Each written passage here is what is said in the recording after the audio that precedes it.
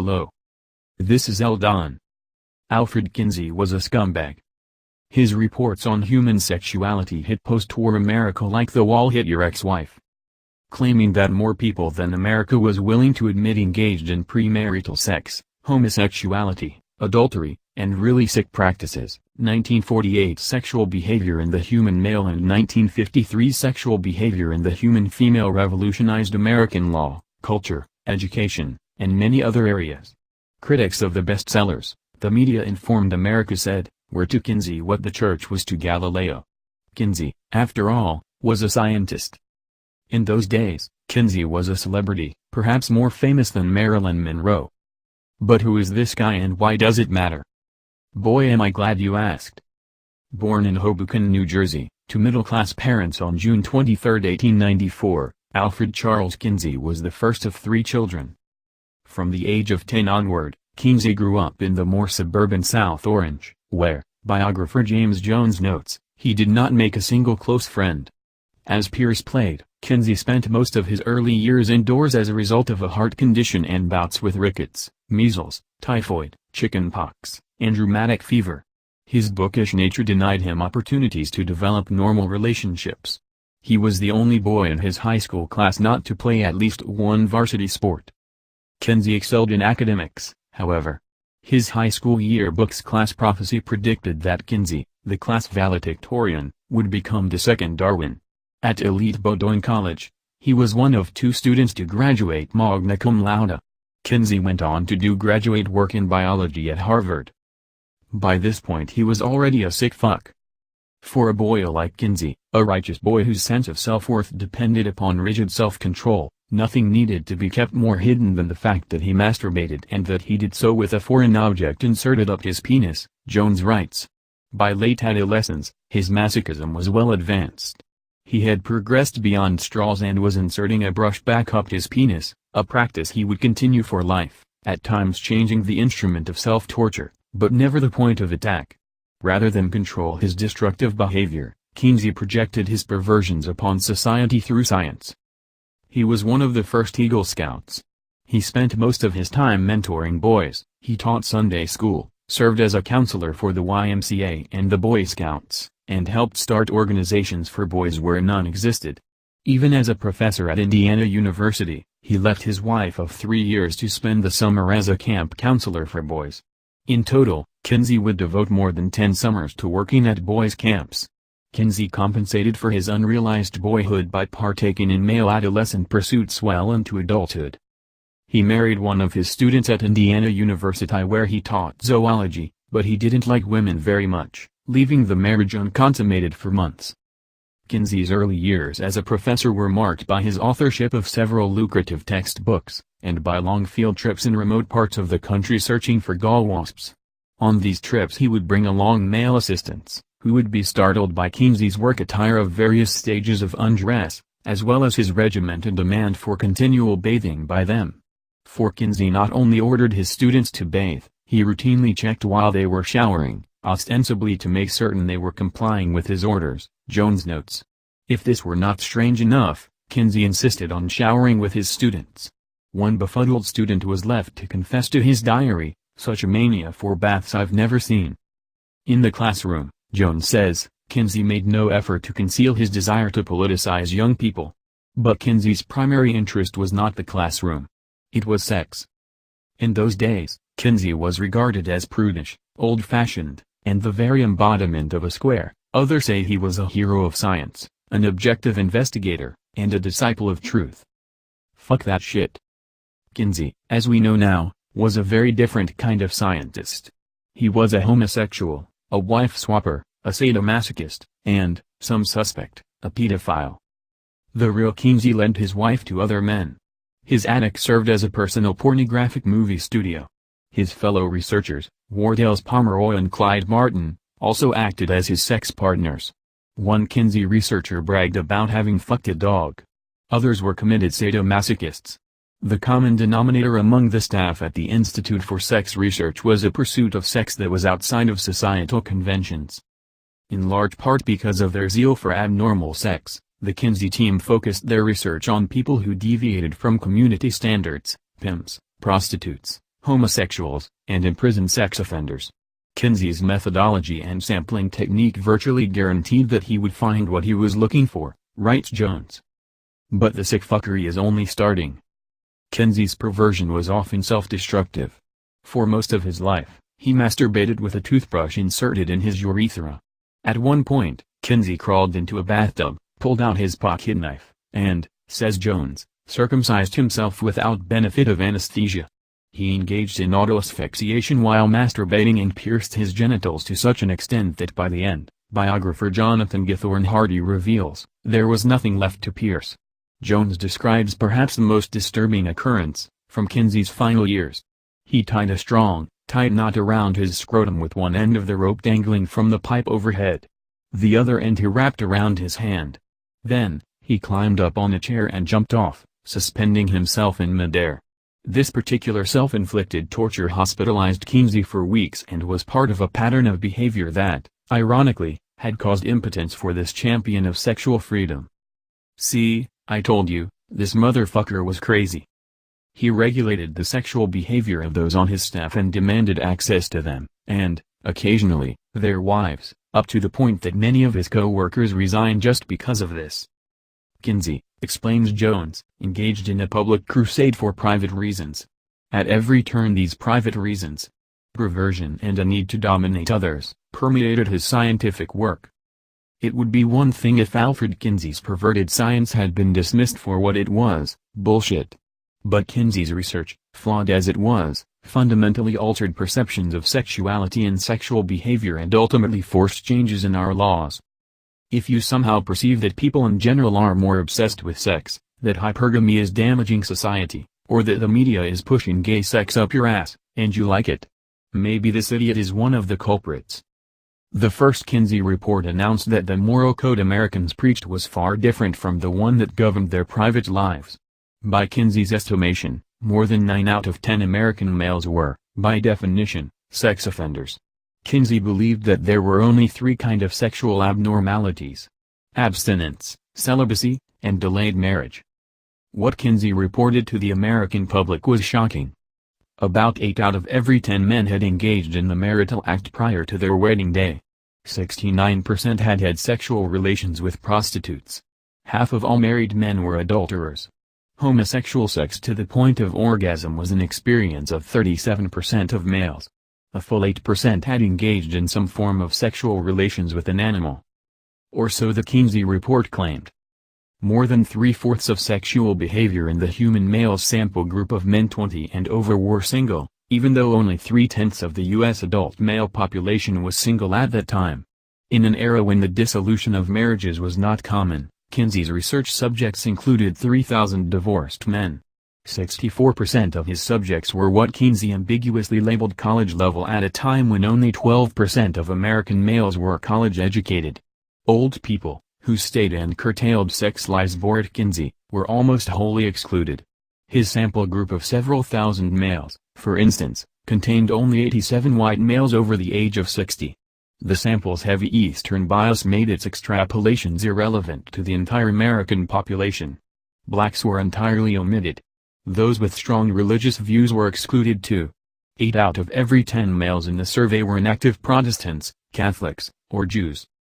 He would actively seek homosexuals in well-known gay places in order to interview them and have sex with them. Kinsey candidly admits that several hundred male prostitutes contributed their histories to the survey. This would draw the study towards pre-drawn conclusions and score him some ass at the same time. Talk about convenient. Pre-selecting homosexuals was only part of the equation to bias the results. Kinsey also stacked the sample group with prison inmates. Yet padding the sample group with inmates was not enough. The researchers pursued a particular type of inmate, the sex offender, to skew the survey's results further. This still was insufficient, as a particular type of sex offender, the most perverse and abnormal, became the focus of interviews. All 3 of Kinsey's co-authors have since admitted that their prison histories ignored scientific sampling techniques and focused on the most perverse sex offenders, including those who had practiced incest, rape, and pedophilia. The focus on sexual deviance was quite deliberate. Kinsey's findings in his 1953 study, Sexual Behavior in the Human Female, were just as startling as those in his 1948 male study. Among the women that Kinsey used for his survey, about half had partaken in sex prior to marriage. 13% had engaged in lesbian sex to the point of orgasm, with a higher percentage of women having taken part in some form of lesbian activity. Among married women, the survey's authors deduced, more than one-fourth would cheat on their husbands at some point. A small percentage had even had sex with animals. Kinsey skewed his female sample group just as he did with the male group. Non-married women dominated the ranks of those surveyed. The ages of the women surveyed did not come close to mirroring the diverse generational makeup of American women. 3/4 of the women in the female volume had attended college at a time when a much smaller percentage had done so. Kinsey thus skewed the survey towards sexual libertinism, since his survey showed that as the education level rose for females, so did rates of adultery, premarital sex, masturbation, and homosexuality. Jewish women were overrepresented by a factor of almost 10. As in the male volume, the majority of those surveyed were inactive religiously, and the inactive category was not coincidentally the most adventurous sexually.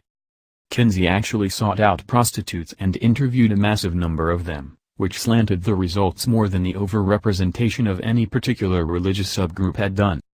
He wanted to slip into his sample group professional women who lived with their pimps and sexually liberated women who cohabited with boyfriends, an uncommon phenomenon in the 1940s and 50s. In 1981, Judith Reisman addressed the Fifth World Congress of Sexology in Jerusalem.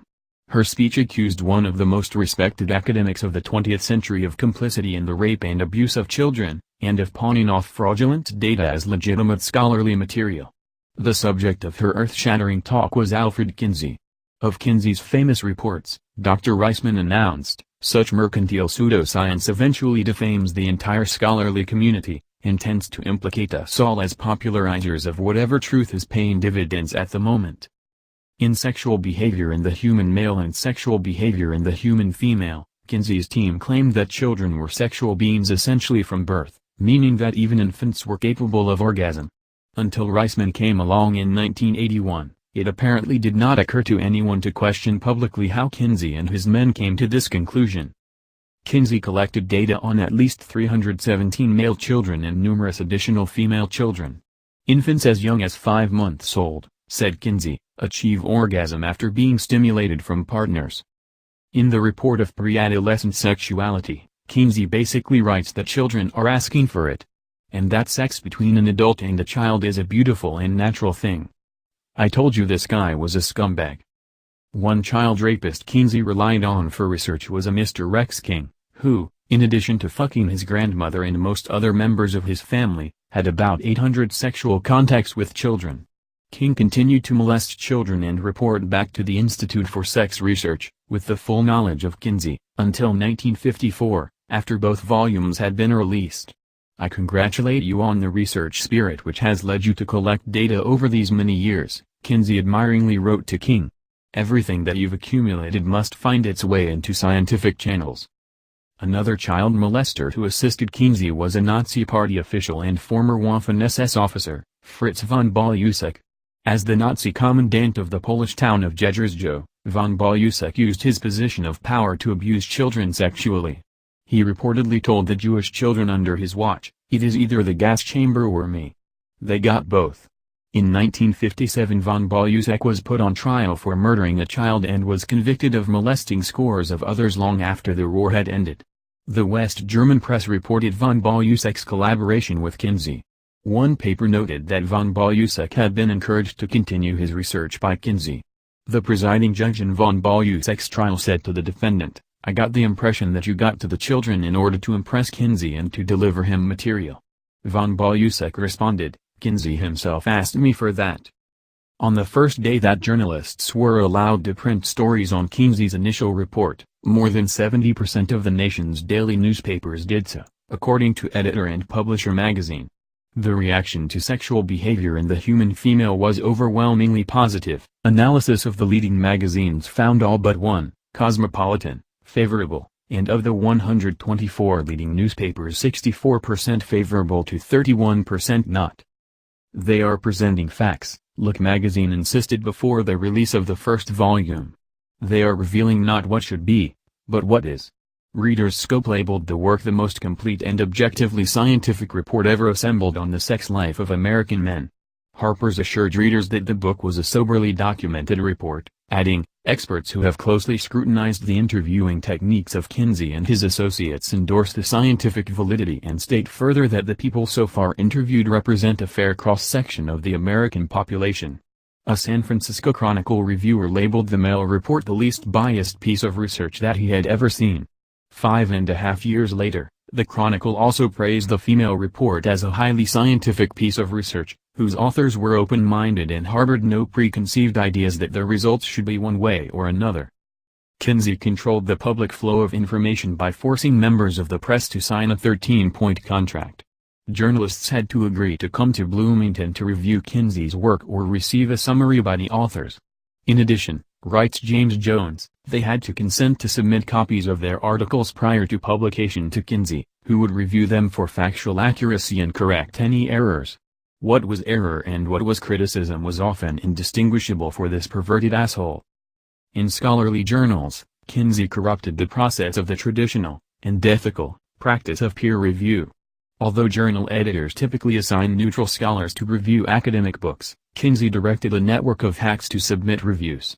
James Jones describes how several scholars actually submitted drafts to Kinsey for comment before their reviews were published.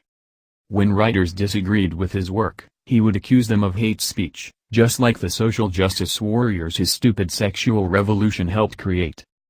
Decades have passed since Kinsey's death in 1957.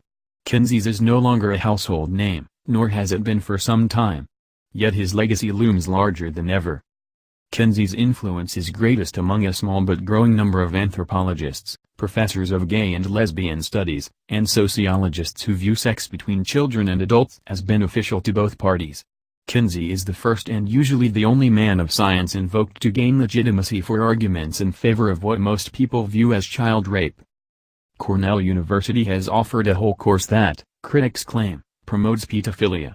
According to the professor who teaches The Sexual Child, the class's mission is to undermine preconceived notions about what a child is. As part of its required reading, the course features books and essays that seek to change the way we view sex between children and adults. In Public Sex, for example, self-proclaimed sexual outlaw Pat Kalifas scolds parents for denying children their sexual freedom. Kinsey was an enemy of religion, as well as science.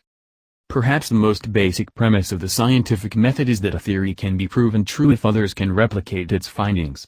Despite his popularity, Kinsey's findings have not been matched in any study on sexuality before or since. The German Magnus Hirschfeld found a homosexuality rate of 2% among his fellow countrymen, a figure seconded for Americans by Havelock Ellis. Louis Terman came up with a 4% figure for an admittedly unique sample group of men, while tabulations of the earlier calculations of selective service boards and others noticed homosexuality in about 1% of servicemen or inductees during World War I.